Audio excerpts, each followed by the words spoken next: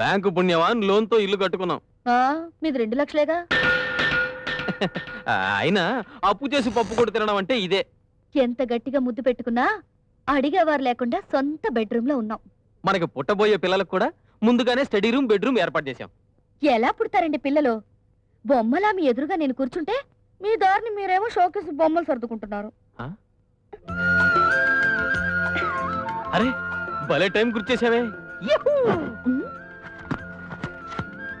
అయ్యో మళ్ళీ అదేనికి? మొత్తానికి ఇల్లు కట్టుకున్నందుకు పార్టీ కొట్టేశామయ్యా. బ్రహ్మాండంగా ఉంది ఇల్లు. నాకు మాత్రం ఇంటికంటే ఫుడ్డే బాగుంది.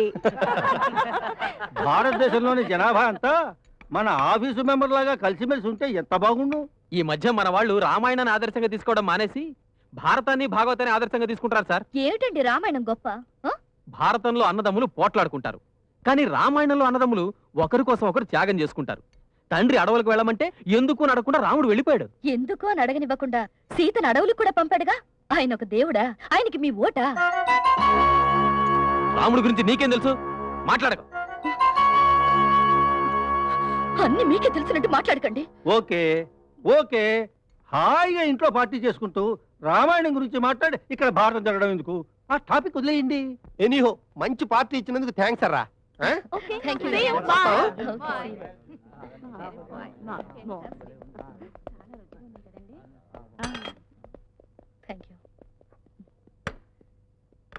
అమ్మాయి గారి మాటలు బాధపడుతున్నారా బాబు?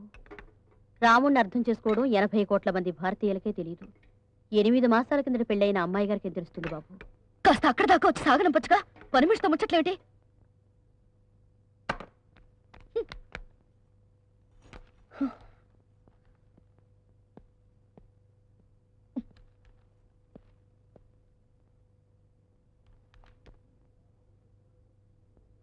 రాముడిని తిడుతున్నావేటి? మీకు బాధగా ఉందేమిటి? నేనేమిటి? ఏ హిందూ అయినా బాధపడతాడు. అంటే ఆయన చేసింది తప్పు కదా? తప్పే అయితే ఇన్ని వేల సంవత్సరాలుగా హిందువులు దేవుడిగా ఎందుకు పూజిస్తారు? అర్థం చేసుకోలేక. ఓహో, తమరు పిహెచ్డి చేశారా? యుగధర్మం అర్థం చేసుకోకుండా మాట్లాడడం బుద్ధి తక్కువ. ఓకే, నేను తెలివి తక్కువ దాన్ని, మీరు తెలివి గలవాళ్ళు, సరేనా?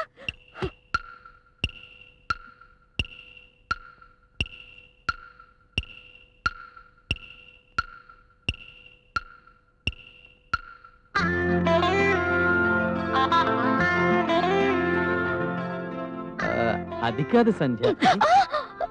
అరే కోపంలో కూడా చాలా అందంగా ఉన్నవే. నన్ను ముట్టుకోకండి. మనం ఒకరినొకరు ముట్టుకోవడానికేగా ఈ లైసెన్స్ బిళ్ళ. అంటే నా ఇష్టం లేకుండా మీ ఇష్టం వచ్చింది చేయడానికి ఈ లైసెన్స్ బిళ్ళ కట్టారా? ఓ గాడ్, నేను నోరు తెరవనిస్తే భారత రాజ్యాంగంలో లేని రూల్స్ అన్ని మాట్లాడేలా ఉన్నావు. దీనికి ఒకటే మార్గం, ఆపకుండా సోడా కొట్టడం.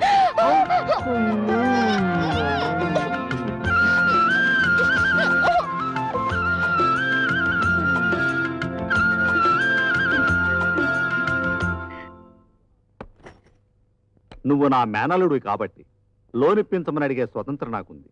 కానీ అది నా పాలసీ కాదు కాబట్టి ఈ నగలు తాకట్టు పెట్టుకుని డబ్బు ఇప్పించమని అడుగుతున్నా.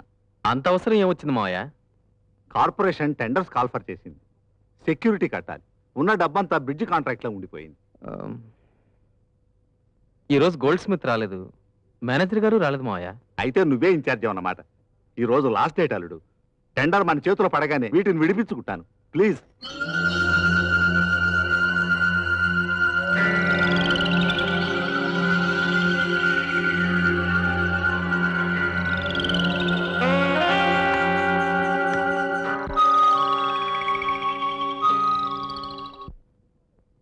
సార్, ఇవి గిల్టీ నగలు.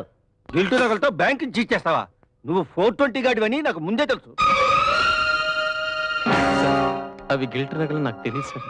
బ్యాంక్కి రూల్స్ అండ్ రెగ్యులేషన్స్ ఉంటాయని తెలుసు కదా, వాటిని ఎందుకు ఫాలో కాలేదు? క్షమించండి సార్, నేను కొత్త, తెలియక చేశాను. I'm sorry. నిన్ను ఉద్యోగం నుంచి డిస్మిస్ చేస్తున్నాను.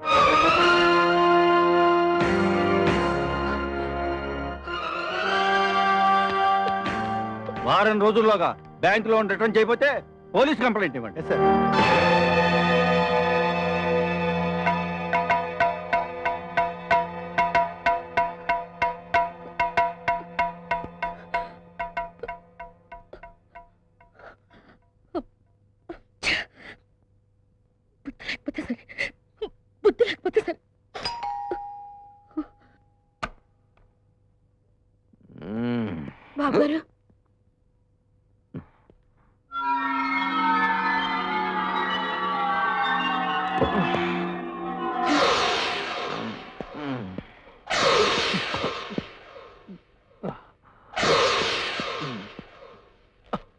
నీకు ఈ అలవాటు కూడా ఉందా? నా ప్రెస్టేజ్ పోయింది. బుద్ధి తక్కువ పనిచేస్తే పోకేం చేస్తుంది? బుద్ధి తక్కువ పని చేసిన మా మావ నేను కాదు, నన్ను చీట్ చేశాడు. అందుకని తాగొస్తావా? నాకిష్టం ఉండదు.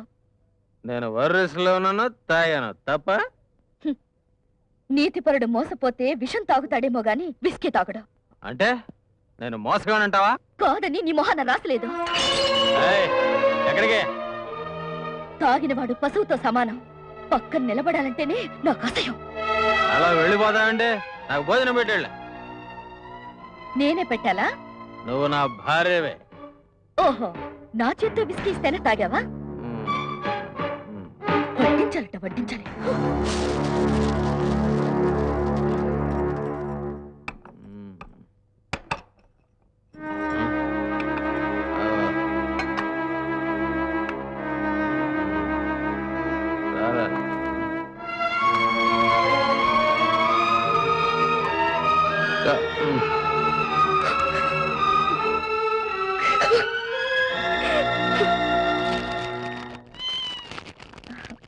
జాకీ, తినరా.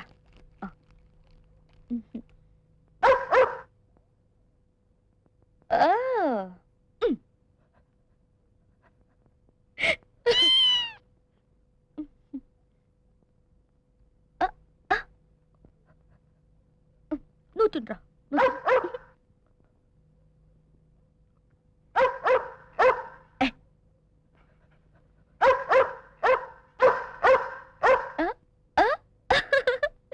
ఏమైంది రాజా? ఏమైంది? ఓ, మళ్ళీ వచ్చావా? నువ్వు తిన్నమ్మా. యాక్టింగ్ తర్వాత చదువు కానీ ఊరించకుండా ముందు దానికి పెట్టు. మీ కుక్కకే కాదు, మీకు అదే గతి. సంధ్య, ఎందుకు గొంతు చించుకుంటారు? మీరు తాగొస్తే నేను ఫుడ్ పెట్టానన్నాను తప్ప? ఏమిటి నువ్వు నన్ను పోషిస్తున్నట్టు వాడుతున్నావు? డెఫినెట్ గా అంతే. కరెంటు బిల్లు దగ్గర నుంచి మీరు తాగే కప్పు కాఫీ దాకా నా జీతం డబ్బులు. మీరే పని లేకుండా తిండికి లాటరీ కొడుతున్నారు. మీ కుక్క కూడా ఎక్కడ పెట్టమంటారు? రాజా,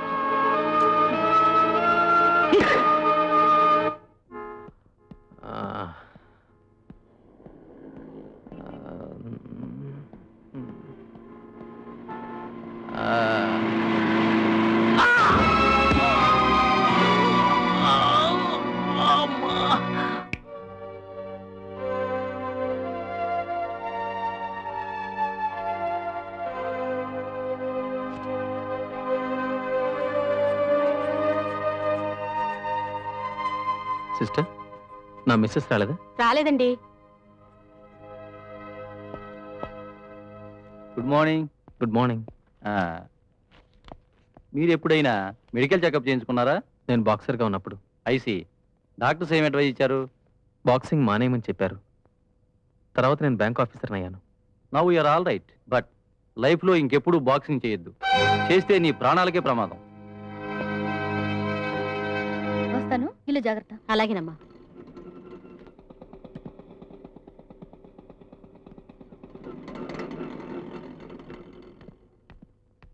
సావిత్రమ్మా, అమ్మా, కుక్కర్లో కాస్త బియ్యం ఎక్కువై. మెడిసిన్స్ కి డబ్బు కావాలంటే బీరోలో తీసుకోండి. సంధ్య, హాస్పిటల్కి ఎందుకు రాలేదు? మీరు తాగి రోడ్డు మీద పడిపోతే నన్ను హాస్పిటల్కి రమ్మంటారా? బ్యాంకుకి ఫోన్ చేసి ఈ విషయం చెబితే నాకు ఎంత సిగ్గు అనిపించిందో తెలుసా? సిగ్గు అదుందా నీకు? మీకు అసలు ఉద్యోగం పోయేసరికి పిచ్చి పట్టింది. రాను రాను శాడిస్ట్ లా తయారవుతున్నారు. ఛే, పెళ్లి కాకముందే మనశ్శాంతిగా బ్రతికాను.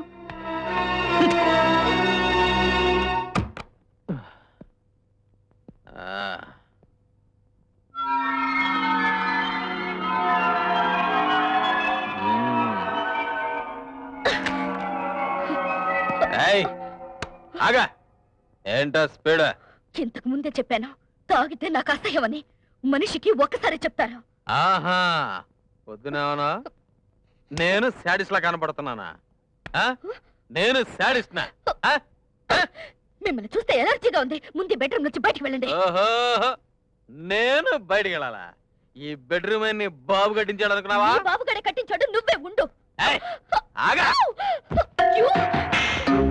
నువ్వు హాస్పిటల్కి ఎందుకు వెళ్ళదు చెప్పు. మాట్లాడవే. లీటర్ పెట్రోల్ దండగా కొన్నావు కదూ. అవును. అమ్మ కడుపు చూస్తుంది, పెళ్ళం జేబు చూస్తుందని ఊరికే అనలేదే. నేను ఉద్యోగం చేసేప్పుడు నన్ను పెళ్లి చేసుకోవాలని బెల్లం చుట్టూ ఈగలా తిరిగావు. ఉద్యోగం పోయేసరికి నేను పిచ్చి నాకుడులా కనిపిస్తున్నానా నీకు?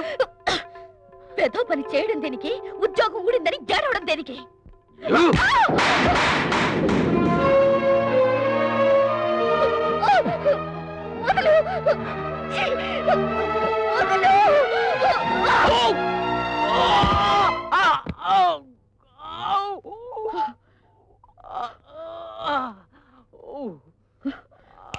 ఎక్సర్సైజ్ చేసిన బాడీ నాతో పెట్టుకోకు.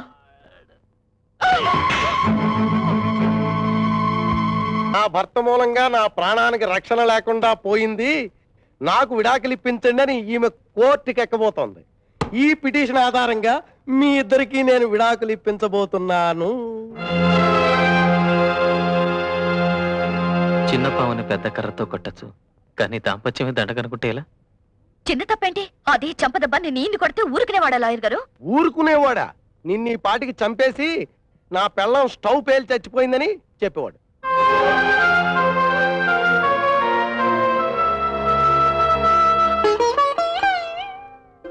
నన్ను క్షమించు, ఇంకెప్పుడు తాగను. ఇక్కడ సంతకం పెట్టమ్మా.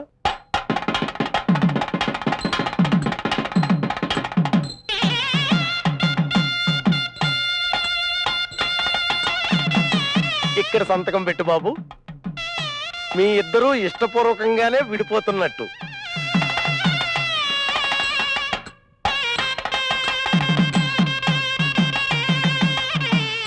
అమ్మయ్యా, దీంతో 300 పూర్తయ్యాయి. గిన్నీస్ బుక్ ఎక్కుతా. తెలుసుగా, 2 రోజుల్లో బట్టలు సర్దుకొని ఇంట్లోంచి బయటకు వెళ్ళిపోవాలి.